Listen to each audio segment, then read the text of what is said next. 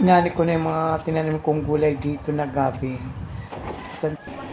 Ito ang naani kong gabi. Ito ang naani kong gulay ng mga gabi dito galing sa piring. Gugulayin ko to. Nahimay ko na yung tangkay ng gabi. Iniwalay ko yung dahon nito. Pangalawang gatang ginamit ko dito. At sinunod ko na dito yung gabi ng dahon ng gabi. At habang lumalabot, nilagyan ko ng suka. Ang suka kasi ang nakapagpalis dito ng kating at malayo sa kating di agad mapapani. Sinunod ko na dito yung unang gata.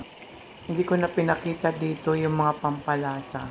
Kung naalala nyo ang kantang Bahay Kubo, yun ang ginamit ko dito. Bawang, sibuyas at luya. Sa paligid-ligid ay puno ng linga, charot. Kaya na magtansya ng asin nito. Halo doon, halo dito ang ginawa ko, halo sa gitna para kumalat yung yung gata. Na magsawa na ako sa kahalo, patakpan ko ito at bubuksan ko ulit. Ready to serve na.